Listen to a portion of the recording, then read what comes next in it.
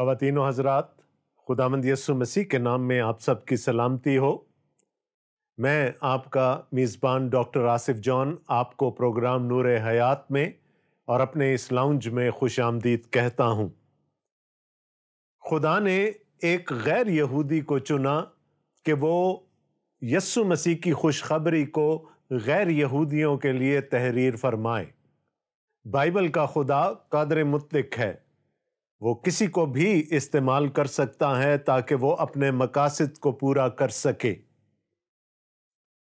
مقدس لوکا نے نہ صرف اپنا انجیلی بیان تحریر کیا بلکہ رسولوں کے اعمال کی کتاب بھی تحریر فرمائی، اور یوں نئے عہد نامے کا 25% حصہ ایک غیر یہودی نے تحریر کیا۔ دوستو، گزشتہ 2 پروگراموں سے ہم مقدس لوکا کے انجیلی بیان کا تعارف دیکھتے آئے ہیں۔ ہم نے یہ دیکھا کہ ہمارے سامنے 4 اناجیلی بیانات ہیں، اگرچہ کہ انجیل ایک ہے۔ ہر ایک انجیل نویس نے اپنا اپنا مقصد اپنے پیش نظر رکھ کر اپنے بیان کو تحریر فرمایا۔ لوکا کے بارے میں جیسے میں نے آپ کو بتایا، وہ ایک غیر یہودی تھا۔ اس نے اپنا انجیلی بیان غیر یہودیوں کے لیے تحریر کیا تاکہ ایک عالمگیر خدا کی عالمگیر نجات کو وہ ان تک پہنچا سکے جو کہ ابھی خدا سے واقف نہیں ہیں۔ اور یوں ہم دیکھتے ہیں کہ لوکا پرانے عہد ناموں کا استعمال بہت کم کرتے ہیں۔ بہت خوبصورت باتیں ہیں مقدس لوکا کے انجیلی بیان کی، بہت ساری منفرد خصوصیات ہیں جن کا ذکر اگر ابھی میں کرنے لگ گیا تو ایک اور پروگرام ہمارا اس کے تعارف میں چلا جائے گا۔ لیکن میرا یہ آپ سے وعدہ ہے کہ جیسے جیسے ہم اس انجیلی بیان میں آگے بڑھیں گے، ہم ان خصوصیات کو بھی دیکھتے چلے جائیں گے۔ مقدس لوکا کے انجیلی بیان کی اوور آرچنگ تھیم یا اس کا بڑا مضمون ایک عالمگیر خدا کی عالمگیر نجات ہے۔ وہ سیلویشن کی بات کرتا ہے، وہ نجات کی بات کرتا ہے، وہ خدا کے بھیجے ہوئے نجات دہندہ کی بات کرتا ہے۔ اور اس کا ثبوت یہ ہے کہ اپنے انجیلی بیان کے شروع ہی سے وہ خدا کی نجات کا ذکر کرنا شروع کر دیتے ہیں۔ اگرچہ کہ خداوند یسوع مسیح کا ذکر آگے چل کر آئے گا، لیکن ہم دیکھتے ہیں کہ خدا کی نجات اور اس کے لیے پورا انتظام ہمیں شروع ہی سے نظر آنا شروع ہو جاتا ہے۔ آج ہم دیکھیں گے مقدس یوحنا کا انجیلی بیان، اس کا 1 باب اور اس کی 5ویں آیت سے لے کر 25ویں آیت تک۔ حوالہ کچھ لمبا ہے، اس لیے میں اس کو ایک ہی وقت میں پورا کا پورا نہیں پڑھ رہا۔ ہم اسے چھوٹے چھوٹے ٹکڑوں میں بانٹ کر پڑھیں گے اور پھر کوشش کریں گے کہ اس کی تفسیر ہو سکے اور اس کو ہم سمجھ سکیں۔ تو آئیے دیکھتے ہیں مقدس لوکا کا انجیلی بیان 1 باب 5ویں آیت سے۔ یہودیہ کے بادشاہ ہیرودیس کے زمانہ میں ابیا کے فریق میں سے زکریا نام ایک کاہن تھا، اور اس کی بیوی ہارون کی اولاد میں سے تھی اور اس کا نام الشبا تھا، اور وہ دونوں خدا کے حضور راست باز اور خداوند کے سب احکام و قوانین پر بے عیب چلنے والے تھے، اور ان کے اولاد نہ تھی کیونکہ الشبا بانجھ تھی اور دونوں عمر رسیدہ تھے۔ مقدس لوکا اپنے انجیلی بیان کی شروعات ایک شادی شدہ جوڑے سے کرتے ہیں، ایک بزرگ شادی شدہ جوڑے سے کرتے ہیں، جن میں سے صاحب کا نام تو زکریا تھا اور خاتون کا نام الشبا تھا۔ ان دونوں کے بارے میں وہ چند باتیں ہم تک پہنچاتے ہیں، لیکن یہاں پر میں ایک غلط فہمی کا ازالہ کر دوں۔ پرانے عہد نامہ میں انبیاء اصغر میں ہمیں زکریا نام کے ایک نبی ملتے ہیں۔ وہ زکریا ایک نبی تھے، اور ان زکریا میں جو کہ ایک نبی تھے اور اس زکریا میں جس کا ذکر لوکا یہاں پر کر رہے ہیں، 400 سال سے زیادہ کا فرق ہے۔ بہت سے لوگ یہ سمجھتے ہیں ناموں کی مماثلت کی وجہ سے کہ یہ اسی زکریا کا ذکر ہو رہا ہے جو کہ ہمیں پرانے عہد نامہ میں ملتے ہیں۔ ایسا ہرگز نہیں ہے۔ یہاں پر جس زکریا کا ذکر ہمیں ملتا ہے وہ لاوی کے گھرانے میں سے ہیں اور ابیا کے فریق میں سے ہیں۔ اس کا مطلب کیا ہوا؟ یہاں پر جس زکریا کا ذکر ہمیں ملتا ہے وہ لاوی کے گھرانے میں سے ہیں، ہارون کی اولاد میں سے ہیں اور ابیا کے فریق میں سے ہیں۔ یہ سب باتیں غور طلب ہیں، اس لیے میں ایک ایک کر کے ان کو آپ کے سامنے رکھنے کی کوشش کروں گا۔ سب سے پہلی بات یہ کہ زکریا بنی لاوی میں سے ہیں۔ خدا نے اسرائیل کے 12 قبیلوں میں سے ایک قبیلے کو چن لیا تھا کہ وہ اس کی ہیکل کی خدمت کریں گے۔ اس کے علاوہ ان کا کوئی اور کام نہیں تھا۔ اور جب اسرائیل کی زمین کا بٹوارا ہوا تو لاوی کے گھرانے کو کوئی جائیداد نہیں ملی۔ خدا نہیں چاہتا تھا کہ ان کا ذہن اس بڑی خدمت سے ہٹ کر روزمرہ کے کاموں میں پھنس جائے، اس لیے باقی کے سب قبیلوں پر یہ ذمہ داری لاگو کر دی گئی کہ انہوں نے بنی لاوی کو سپورٹ کرنا ہے۔ تو خدا نے بنی لاوی کو چن لیا، اور اس کی بھی ایک تاریخ ہے۔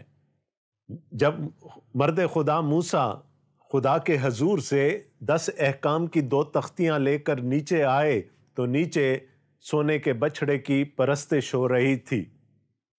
مرد خدا غصے میں آ گئے اور انہوں نے اعلان کیا کہ آج کون ہے جو خداوند کی طرف ہے، اور اس وقت بنی لاوی نے یہ اعلان کیا کہ ہم خداوند کی طرف ہیں، اور اس لیے خدا نے ان کو اس بڑی خدمت کے لیے جو اس کے گھر کی خدمت تھی، جو اس کی ہیکل کی خدمت تھی، چن لیا۔ پھر بنی لاوی میں سے بنی ہارون کو چن لیا گیا کہ وہ کہانت کی ذمہ داری اپنائیں۔ ہم جانتے ہیں کہ ہارون مرد خدا موسیٰ کے بھائی تھے۔ ہارون بنی اسرائیل کے پہلے سردار کاہن تھے، اور اس کے بعد کہانت ان کے ہی خاندان میں چلتی چلی آئی۔ تو یوں زکریا کے بارے میں ہمیں یہ بتایا گیا کہ وہ بنی ہارون میں سے ہیں، چونکہ وہ خدا کے ایک کاہن ہیں۔ اب ہیکل ایک ہے اور کاہن بہت زیادہ ہیں۔ ایک تخمینہ کے مطابق خداوند یسوع مسیح کے زمانہ میں کاہنوں کی تعداد لگ بھگ 20,000 تھی۔ اب ہیکل ایک ہے، 20,000 کاہن ہیں۔ اگر وہ سب کے سب ایک ہی وقت میں خدمت کرنے کے لیے پہنچ جائیں گے تو کسی اور کو ہیکل میں داخلے کی جگہ نہیں ملے گی۔ اس لیے ایک طریقہ کار وضع کیا گیا، ایک ٹائم ٹیبل بنا لیا گیا، بنی ہارون کو طریقوں میں بانٹ دیا گیا، اور ہر طریق اپنے وقت پر ہیکل کی خدمت کرنے کے لیے آتا تھا اور ہیکل کی خدمت پوری کر کے واپس اپنے گھر چلا جاتا تھا۔ ہر طریق سال میں 2 ہفتے خدا کی ہیکل کی خدمت کر سکتا تھا، کہانت کی ذمہ داریاں پوری کر سکتا تھا۔ وہ 1 ہفتے کے لیے آتے، اپنی ذمہ داریاں پوری کر کے اپنے گھروں کو واپس چلے جاتے جب تک ان کی باری پھر نہ آ جاتی، اور یوں 2 ہفتوں کے لیے وہ ہیکل کی خدمت کیا کرتے تھے۔ زکریا کے بارے میں ہمیں یہ بتایا جا رہا ہے کہ وہ ابیا کے طریق میں سے تھے، یعنی بنی لاوی میں سے بنی ہارون، اور پھر بنی ہارون میں سے ابیا کا طریق وہ تھا جس سے کہ زکریا کا تعلق تھا۔ اس کے علاوہ خدا کا کلام ہمیں بتاتا ہے کہ وہ شادی شدہ تھے، اور ان کی بیوی جس کا نام الشبا تھا وہ بھی ہارون کی اولاد میں سے تھی، اور یہ پسندیدہ تھا کہ کاہن کی شادی بنی ہارون ہی میں سے ہو۔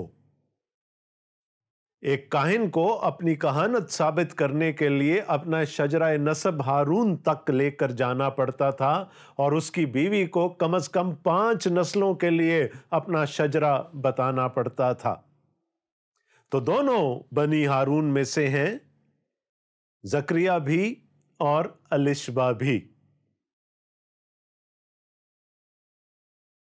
اور ان دونوں کے بارے میں مقدس لوکا ہمیں یہ بھی بتاتے ہیں کہ وہ دونوں خدا کے حضور راست باز اور خداوند کے سب احکام و قوانین پر بے عیب چلنے والے تھے۔ دونوں راست باز تھے، دونوں خدا کے احکام کی پیروی کیا کرتے تھے، لیکن ان کی زندگی میں ایک خلا تھا، ان کی زندگی میں ایک المیہ تھا، ایک ٹریجڈی تھی، اور وہ ٹریجڈی کیا تھی؟ وہ دونوں بے اولاد تھے اور عمر کے اس حصے میں پہنچ چکے تھے جہاں اب اولاد کی امید رکھنا بھی صحیح نہیں تھا، یعنی دونوں عمر رسیدہ تھے۔ اور اس کی وجہ بھی ہمیں لوکا بتاتے ہیں، وجہ یہ تھی کہ الیشبا پانچ تھی۔ اس زمانے میں اور بنی اسرائیل میں بانجھ پن کو خدا کی لعنت سمجھا جاتا تھا، اس کو اپنے یا آباء و اجداد کے کسی گناہ کی سزا سمجھا جاتا تھا۔ تو یقیناً زکریا نے بھی اور الیشبا نے بھی ایک مشکل زندگی گزاری ہوگی، اور اب تو انہوں نے توقع رکھنی بھی چھوڑ دی ہوگی کہ خدا انہیں اولاد دے سکتا ہے۔ یہ سب باتیں اپنی جگہ۔ ایک دن ایک عجیب و غریب واقعہ ہوا، اور وہ کیا تھا؟ آئیے اس پر غور کرتے ہیں۔ جب وہ خدا کے حضور اپنے فریق کی باری پر کہانت کا کام انجام دیتا تھا تو ایسا ہوا کہ کہانت کے دستور کے موافق اس کے نام کا قرعہ نکلا کہ خداوند کے مقدس میں جا کر خوشبو جلائے۔ اب اس بات کو بھی سمجھنے کی ضرورت ہے۔ میں نے آپ کو بتایا کہ کاہن بہت تھے، ان کو طریقوں میں بانٹ دیا گیا، ہر طریق اپنی باری پر آ کر ہیکل کی خدمت کیا کرتا تھا، اور میرا ایمان یہ ہے کہ ایک طریق میں بھی بہت سارے کاہن ہوتے ہوں گے۔ ہیکل کی ذمہ داریوں میں سب سے افضل ذمہ داری یہ سمجھی جاتی تھی کہ صبح کی عبادت کے بعد یا شام کی عبادت کے بعد بخور جلایا جائے، اس لیے کہ یہ نہایت ہی افضل کام تھا۔ تو پھر قرعہ ڈالا جاتا تھا کہ کون کس دن اور کس وقت خدا کے حضور بخور جلائے گا۔ آپ سوچ سکتے ہیں کہ کچھ کاہن ایسے ہوں گے کہ جن کا پوری زندگی میں کبھی قرعہ نہیں نکلا ہوگا، اور وہ اس سعادت سے محروم رہ گئے ہوں گے کہ وہ خدا کے حضور بخور جلائیں۔ جس کا قرعہ نکل آتا تھا اسے نہایت خوش قسمت سمجھا جاتا تھا۔ تو کہانت میں خدا کے حضور بخور جلانا شاید once in a life time opportunity تھی، وہ بھی اگر آ گئی تو بہت اچھی بات ہے۔ اس دفعہ جب اپنے فریق کے ساتھ زکریا خدمت کرنے کے لیے ہیکل میں آئے تو خوش قسمتی سے قرعہ ان کے نام کا نکل آیا کہ ایک دن شام کی عبادت میں وہ خدا کے حضور جا کر بخور جلائیں گے۔ اب یہ بخور کہاں جلایا جاتا تھا؟ بخور دان پاک ترین مکان میں ہوتا تھا۔ ہمیں معلوم ہے کہ ہیکل کا جو مرکزی حصہ تھا وہ ایک کمرہ تھا، ایک چھوٹا سا کمرہ تھا جس کو مزید دو حصوں میں تقسیم کر دیا گیا تھا، ایک دبیز پردے کے وسیلے سے۔ پردے کے پیچھے پاک ترین مکان تھا جہاں پر عہد کا صندوق تھا اور خدا کی مرسی سیٹ یا کفارہ گاہ تھی۔ وہاں کوئی نہیں جا سکتا تھا سوائے سردار کاہن کے، اور وہ بھی سال میں ایک دفعہ۔ پردے کے آگے پاک مکان میں دی ہولی پلیس بخوردان ہوتا تھا، بالکل بیچوں بیچ۔ اس کے دہنی طرف، بخوردان کے دہنی طرف نظر کی روٹیوں کی میز تھی جس پر بنی اسرائیل کے قبیلوں کے حساب سے 12 روٹیاں رکھی جاتی تھی، اور ان روٹیوں کو ہر سبت پر بدل دیا جاتا تھا اور صرف کاہن ان روٹیوں کو کھا سکتے تھے۔ اور اس کی دوسری جانب وہ مینورا تھا، وہ شمعدان تھا جو کہ اس جگہ کو روشن رکھنے کے لیے وہاں پر رکھا گیا تھا۔ بیچ میں بخور دان تھا جس پر بخور جلایا جاتا تھا۔ ایک کاہن جب اپنی باری پر صبح کی عبادت کے بعد یا شام کی عبادت کے بعد بخور جلانے کے لیے اندر جاتا تھا تو بخور جلا لینے کے بعد وہ جب باہر آتا تھا تو وہ اپنے ہاتھ بلند کر کے جماعت کے لیے برکت چاہتا تھا۔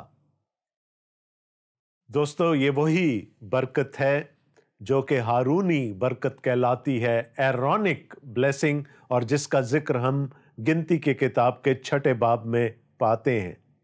خداوند اپنا چہرہ تم پر جلوہ گر فرمائے۔ اور یوں جب عبادت مکمل ہو جاتی تھی، برکت لینے کے بعد لوگ وہاں سے برخاست ہو جایا کرتے تھے۔ اب یہاں ہم دیکھتے ہیں کہ خوش قسمتی سے قرہ زکریا کے نام کا نکل آیا، اور جب وہ اندر گیا تو یہ اس کے لیے واقعی ہی once in a life time opportunity ہو گئی۔ ایسا شاید کسی اور کاہن کے ساتھ کبھی نہیں ہوا تھا۔ خداوند کا کلام ہمیں بتاتا ہے، اور لوگوں کی ساری جماعت خوشبو جلاتے وقت باہر دعا کر رہی تھی کہ خداوند کا فرشتہ خوشبو کے مذبح کی دائنی طرف کھڑا ہوا اس کو دکھائی دیا۔ ایک فرشتہ آ گیا اس دن،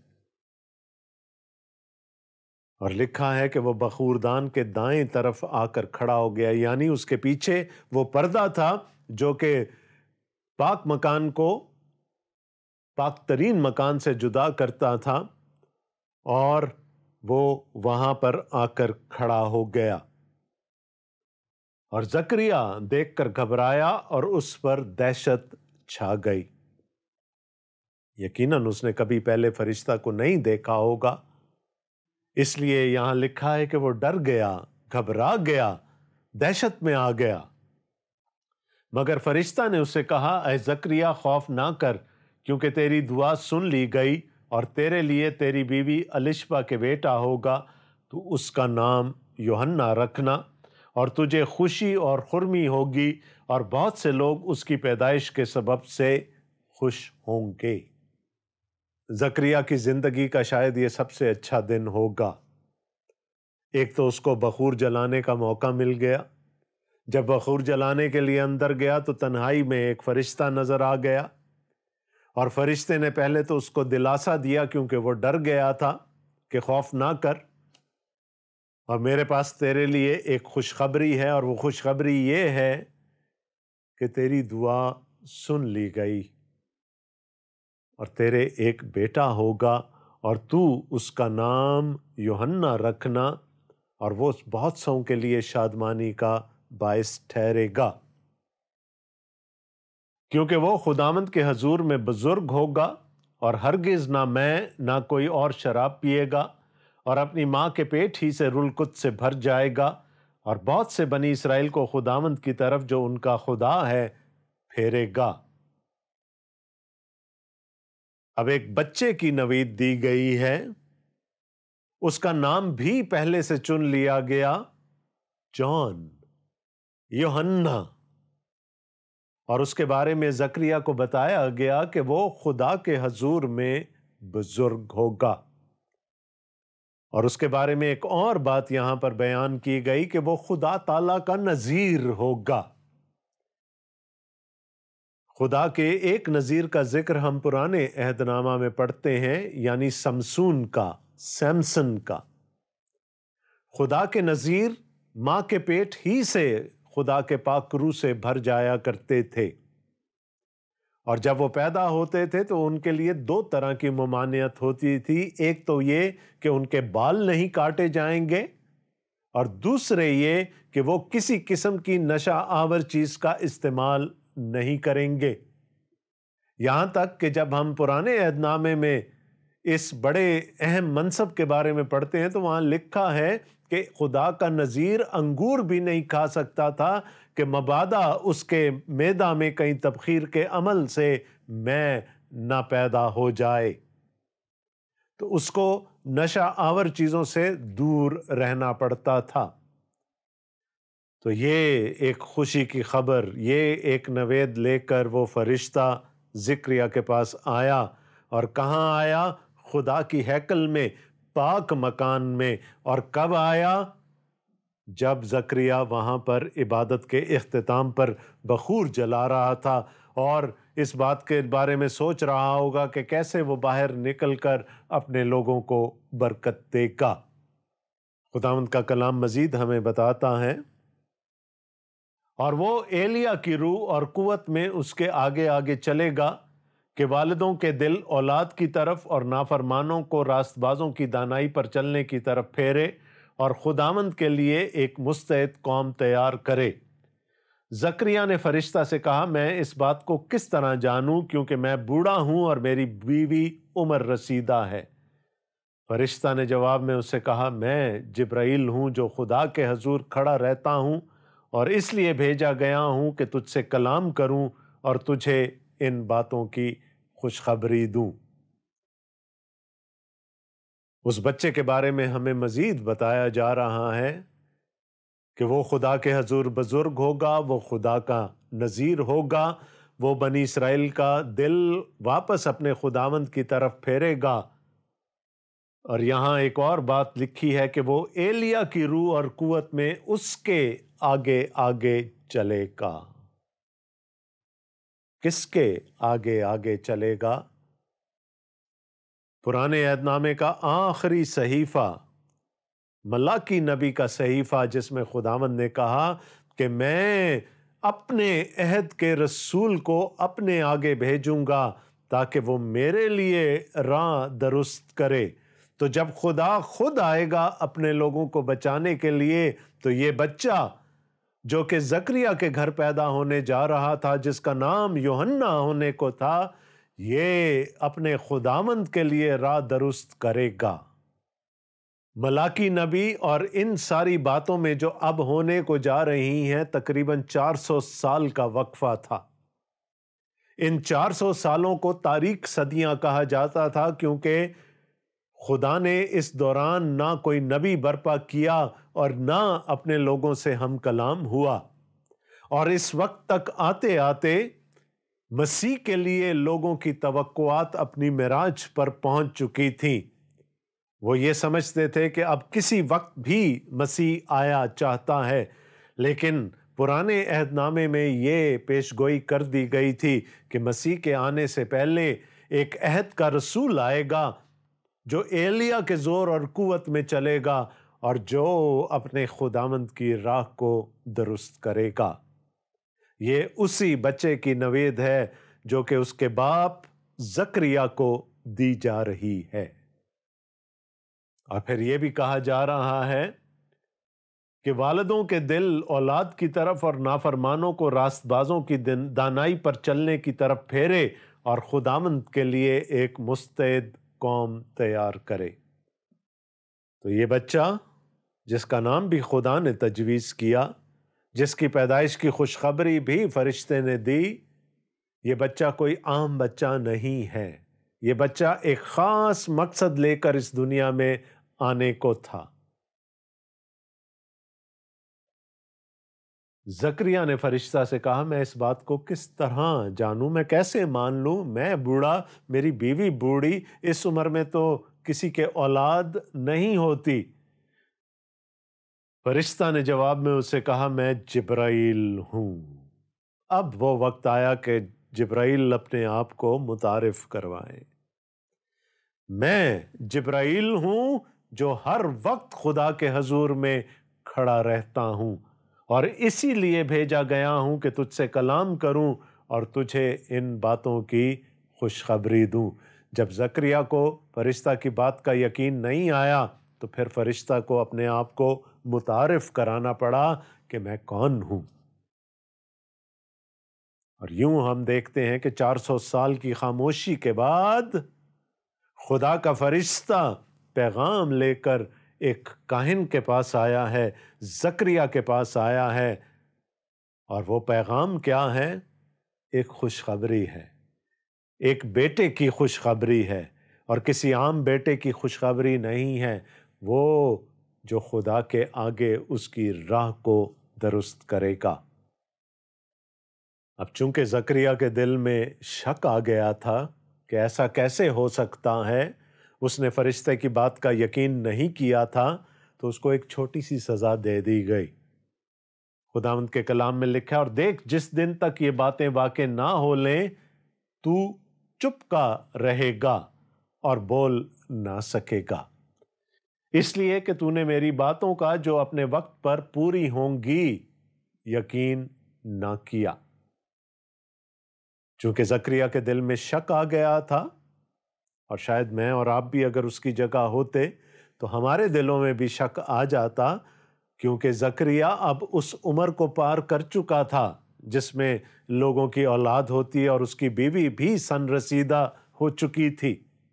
لیکن چونکہ اس نے خدا کے کہے پر شک کیا تھا، اس کو ایک سزا تجویز ہوئی، اور وہ یہ تھی کہ تجھے خوشخبری تو دے دی گئی ہے، لیکن جب تک یہ خوشخبری وقوع پذیر نہیں ہو جاتی تو کسی سے اس کا ذکر نہیں کر پائے گا۔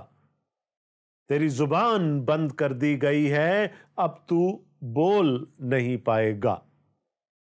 اب یہ سب کچھ پاک مکان میں ہو رہا ہے، اور پاک مکان میں کاہنوں کے علاوہ کسی کو اندر جانے کی اجازت نہ تھی۔ میں نے آپ کو کہا تھا کہ جماعت بار بیٹھ کر کاہن کے واپس نکلنے کا انتظار کرتی رہتی تھی کہ کب کاہن باہر آئے اور ان کو برکت دے اور وہ خدا کے گھر سے برخاست ہوں۔ لیکن یہاں تو ماجرا ہی کچھ اور چل پڑا۔ اندر گفتگو شروع ہو گئی فرشتے کے درمیان، جبرائیل کے درمیان اور زکریا کے درمیان، اور وقت ہو گیا، دیر ہو گئی۔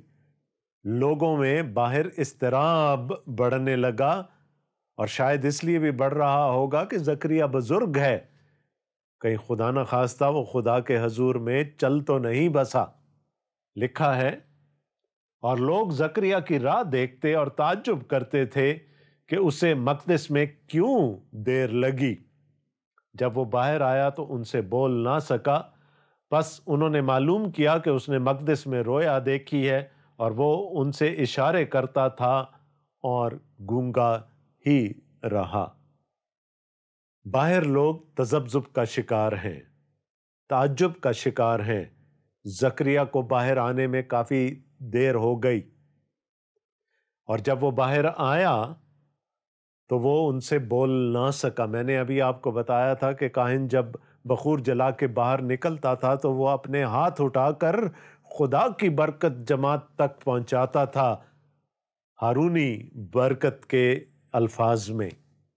اب یہاں تو زکریا کے منہ سے آواز ہی نہیں برآمد ہو رہی، اور وہ ڈر اور خوف اور تذبذب اور پھر وہ سزا کا سنایا جانا، وہ سارے تاثرات شاید اس کے چہرے پر نظر آ رہے ہوں گے، ماتھے پر شاید پسینہ بھی چمک رہا ہوگا۔ برکت دینی تھی لیکن حلق سے آواز نہیں نکل رہی۔ ہمارے پروگرام کا وقت ختم ہوا چاہتا ہے۔ اب اس دعا کے ساتھ کہ خدا تعالی ہمیں اپنے حفظ و امان میں رکھے، ہم پر اپنی رحمتوں اور برکتوں کو، اپنے فضل کو کثرت سے جاری رکھے، اور ہمیں یہ توفیق عطا کرے کہ ہم دوسروں کے لیے آسانیاں پیدا کر سکیں۔ آمین۔ اپنے میزبان ڈاکٹر آصف جان کو اس کے لاؤنج سے اجازت دیجیے گا۔ اگلے پروگرام میں پھر ملاقات ہوگی۔ خدا حافظ۔